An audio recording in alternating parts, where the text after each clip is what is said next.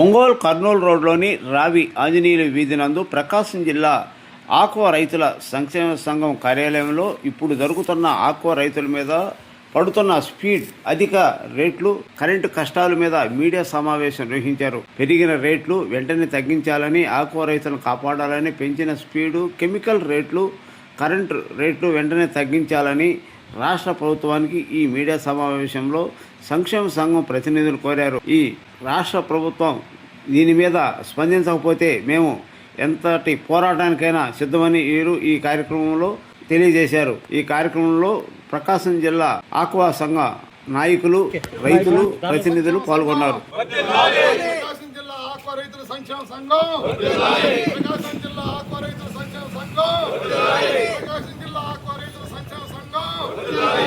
పెరిగిన రేట్లను వెంటనే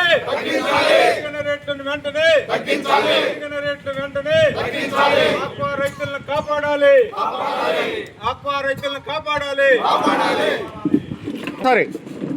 పెంచిన ఫీడు కెమికల్ ధరలను వెంటనే తగ్గించాలి. పెంచిన ఫీడు కెమికల్ రేట్లను వెంటనే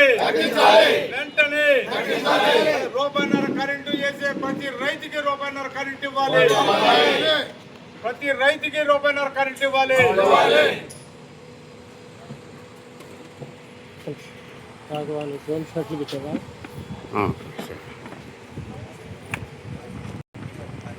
ప్రకాశం జిల్లా రైతు సంఘానికి వైస్ ప్రెసిడెంట్. ఈరోజు ఇక్కడ సమావేశం ఏర్పరిచిన ముఖ్యమైన విషయాలు ఏంటంటే, ఏదైనా గవర్నమెంట్ నుంచి పారదర్శకత లేదు. రైతుల్ని కల్చర్ వేసుకోమంటున్నారు, కల్చర్ పెంచుకోమంటున్నారు.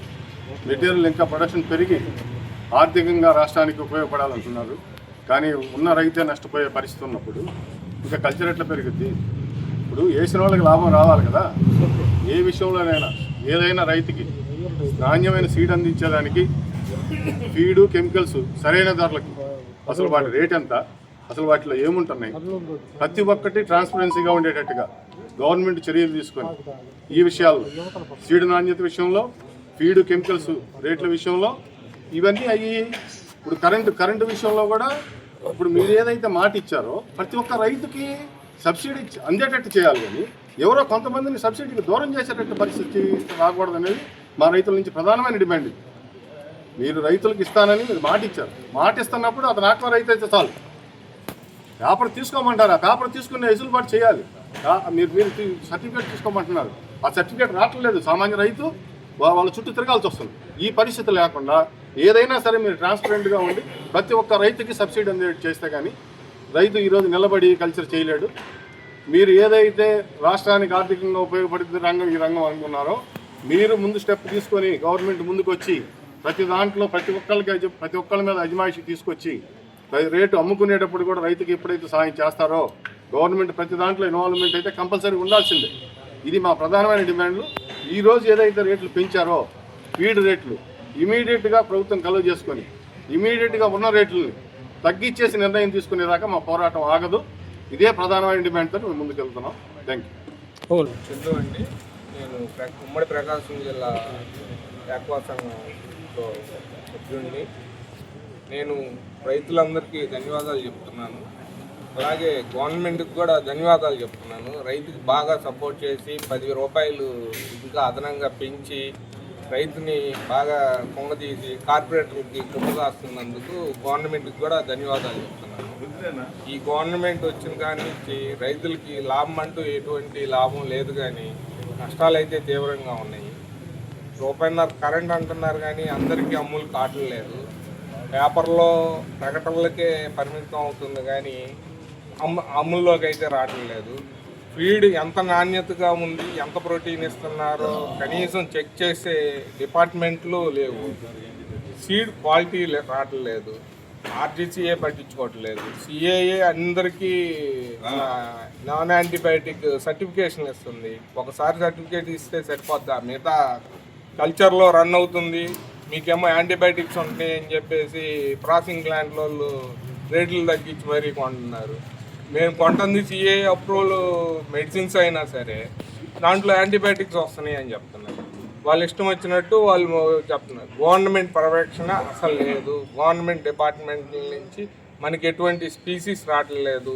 గవర్నమెంట్ తరఫు నుంచి అసలు ఫీడ్ ఎందుకు పెరుగుతుంది, ఎందుకు తగ్గుతుంది పట్టించుకోవట్లేదు. మన వల్ల ఓన్లీ ఆక్వా రైతుల వల్ల ఇండియాకి 76,000 crores ఇన్కమ్ అయితే జనరేట్ అవుతుంది. ఫారిన్ కరెన్సీ మొత్తం మన వల్ల ఇంప్లిమెంట్ వస్తుంది. కానీ ఫార్మర్స్ కంటూ సెంట్రల్ గవర్నమెంటు, స్టేట్ గవర్నమెంటు పేపర్కి పరిమితం అవుతున్నాయి కానీ అమల్లోకి అయితే రావట్లేదు. ఆర్జీసీఏ కూడా క్వారంటైన్ సరిగా మెయింటైన్ చేయట్లేదు. ఇవన్నీ వచ్చేసి క్వాలిటీ సీడ్, ఫీడ్ ఏమీ ఇవ్వట్లేదు. కానీ మెడిసిన్స్కి కానీ ఫీడ్కి కానీ ఏటికైనా రేట్లు పెంచుకుంటుంది. గవర్నమెంట్ పర్యవేక్షణ అయితే లేదు. 30 రూపాయల ప్రొబయోటిక్ని 3,000కి అమ్ముతున్నారు. ఆ ప్రొబయోటిక్ అదే ప్రొబయోటిక్ యూఎస్లో $1 అంటున్నారు. మన కాడ వచ్చేసి 7,000, 3,000, 4,000 పనిచేస్తుందా లేదో కూడా చెక్ చేసే కమిటీ అంటూ లేదు, డిపార్ట్మెంట్లు లేవు. దీనివల్ల ఏంటంటే గవర్నమెంట్కి అయితే ఈ గవర్నమెంట్కి రైతుల తరపు నుంచి కృతజ్ఞతలు అయితే తెలుపుకుంటున్నాము. ఈ రోజున ఫిష్ మీల్ భారతదేశంలో తయారవుతున్న ఫిష్ మీల్ విదేశాలకు ఎక్స్పోర్ట్ అవుతుంది. విదేశాల నుంచి వీళ్ళు ఎందుకు తెచ్చుకుంటున్నారు? ఇక్కడి నుంచి ఎక్స్పోర్ట్ ఎందుకు అవుతుంది అంటే వీళ్ళు ఫిష్ మీల్ వాడుతున్నారా? అసలు వీళ్ళు వాడుతున్నటువంటి ముడి సరుకులు ఇవన్నీ కూడా రైతు అంతా వాల్యూ ఉంటుందా లేదని చూడటానికి రైతు సంఘాలు, ఇటు ఫిషరీస్ వాళ్ళు, గవర్నమెంట్ తరఫున దీంట్లో ఉన్నటువంటి పిహెచ్డి చేసినటువంటి మేధావులు వెళ్ళి వీళ్ళ ప్లాంట్ని పరిశీలించడానికి అనుమతించాలని కోరుతున్నాం. వీళ్ళ ప్లాంట్ని అనుమతించినప్పుడు వీళ్ళ ప్లాంట్లో ఏమేమి ఉన్నాయి, వీళ్ళ సరుకులు ఏమేమి విదేశాల నుంచి వస్తున్నాయి అనేది తెలియటం జరిగింది. కాబట్టి ఇవన్నీ కూడా రైతులను అనుమతించి వాళ్ళ ఫీడ్ ప్లాంట్లలో, వాళ్ళ గోడౌన్లో వాళ్ళు కలిపేటటువంటి సరుకులు ఏమేమి వాడుతున్నది కూడా రైతులకు తెలిసినప్పుడు రైతు కూడా నిజమైన ఇంత ఖరీదని ఫారిన్ నుంచి తెచ్చి వాడుతున్నారు కాబట్టి అని రైతు కూడా సాటిస్ఫై అవుతుంది. కాబట్టి రైతుని సాటిస్ఫై చేయడానికి గవర్నమెంట్ వీళ్ళందరూ కమిటీ చేసి ప్రతి ఫీడ్ మిల్లులో కూడా వీళ్ళని అనుమతించి వీళ్ళు ఈయన గోడౌన్లో ఏముండి పరిశీలించాల్సిందిగా దీన్ని గవర్నమెంట్ సహకరించాలని. రొయ్య రైతుల సంక్షేమ సంఘం గౌరవ అధ్యక్షుడిని. నా పేరు మార్నేని వెంకటేశ్వర్లు. సోదరుడు ప్రధాన కార్యదర్శి కిలారి రవిబాబు చెప్పినట్లుగా రైతులు 1988 నుంచి దీంట్లో దిగడం జరిగింది. ఆ రోజు నుంచి ఉన్న రైతులు వాళ్ళు క్రమేపీ తగ్గుతున్నారు, కొత్త వాళ్ళు వస్తున్నారు.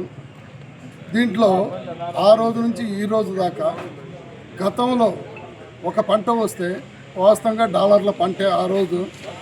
ఈరోజు రూపాయి పంట అయిపోయింది. దానికి ప్రధాన కారణం వీటి యొక్క మెయింటెనెన్స్ విపరీతంగా పెరిగిపోయింది. ఆ రోజు 50 రూపాయలకి అయిపోయే మెయింటెనెన్స్ ఈరోజు 100 కౌంట్కి 250 రూపాయలు ఉంది. దానివల్ల రైతులు కుదేలైపోతున్నారు. 250 అయినా కూడా రైతులకి వేసింది వస్తుందరా అంటే అది ఒక 20-30 మంది మాత్రమే ఆ పంటలో సక్సెస్ అనేది ఉంది. కానీ మిగతా 50 మంది మటుకు ఎట్టి పరిస్థితుల్లో నష్టపోతారు. ఒక 20 మంది మటుకు అసలు అవుతాయి, ఒక 20-30 మంది లాభాల్లో ఉంటారు. వాళ్ళని మళ్ళీ తిరిగి వచ్చే సంవత్సరం మళ్ళీ లాభాల్లో వస్తారంటే ఆ చైన్లో వాళ్ళకి ఏ సీడ్ పడిద్దో వాళ్ళకి తెలియదు. ఆ సీడు ఇప్పుడున్న హ్యాచరీల నుంచి వచ్చే సీడ్లో 20-30% మాత్రం సక్సెస్ రేషియో ఉంది. దానికి ప్రధాన కారణం ప్రభుత్వం యొక్క ఆజమాయిషీ లేకపోవడం. ఆజమాయిషీ ఎందుకు లేదురా అని ఫిషర్ డిపార్ట్మెంట్ని అడిగితే మా దగ్గర స్టాఫ్ లేదంటారు. స్టాఫ్ లేకపోతే ఈ డిపార్ట్మెంట్ ఎందుకంటే మేము మీటింగ్లు పెట్టి ఏదో వాళ్ళకి తెలియజేయాలి కాబట్టి తెలియజేయటం కోసమే మేమున్నాము. కానీ మేము హ్యాచరీల దగ్గరికి కానీ ఈ ఫీడ్ మిల్లర్స్ దగ్గరికి వెళ్ళటం కానీ మాకు టైం సాలటం లేదని వాళ్ళు అంటున్నారు. ఇది రైతుల్ని వ్యవసాయ కూలీలుగా చేస్తున్నారు. మేము ప్రస్తుతం ఈ కార్పొరేట్ కంపెనీలకి కూలీలు మాత్రమే కానీ మేము యజమానులుగా మటుకు లేము. మేము ఆ పరిస్థితిలో లేము. వాస్తవ పరిస్థితి ఎంతమంది ఇళ్ళు, స్థలాలు, పొలాలు అమ్ముకున్నారో అవన్నీ కూడా ఈ 1990 నుంచి చూస్తే మీడియా మిత్రులు కానీ ఎలక్ట్రికల్ మిత్రులు కానీ అందరికి కూడా అర్థమవుతుంటుంది. వీటన్నిటికీ ప్రభుత్వమే కారణం. అది సెంట్రల్ గవర్నమెంట్ కావచ్చు, స్టేట్ గవర్నమెంట్ కావచ్చు.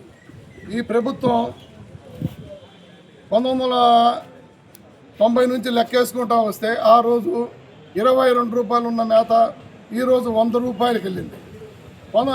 ఈ ప్రభుత్వం 2014లో వచ్చిన ప్రభుత్వం 2014లో 60 రూపాయలు ఉంటే ఆ ప్రభుత్వం దిగే నాటికి 70 రూపాయలకి వెళ్ళింది. తర్వాత ప్రభుత్వం 90 రూపాయలు చేసింది. మళ్ళా ప్రభుత్వం 100 రూపాయలు చేసింది. ఏంటి ఈ ప్రభుత్వాలు మారేటప్పుడల్లా ఏంటి ఈ లోపకాయ ఒప్పందం? మరి ఫిష్ మీలు, సోయాబీన్ ఏదో రేట్లు పెరిగిందంటారు. అది సంవత్సరానికి 1 నెల 2 నెలల్లో పెరుగుతుంది. ఆ స్టాక్ పెట్టుకోలేనంత కెపాసిటీ లేని వాళ్ళు అయితే మటుకు ఫీడ్ మిల్లర్స్ లేరు. అయినా కూడా రైతులను మోసం చేసేదానికి ఆ నెలను చూపించి 11 నెలలు రైతులను దోపిడీ చేస్తున్నారు. దీని మీద ప్రభుత్వ ఆజమాయిషీ ఉండాలి. ముఖ్యంగా రైతుల్ని మీరు ఆదుకోకపోతే తీవ్ర పరిణామాలు ఉంటాయని హెచ్చరిక చేస్తున్నాము. ఓకే.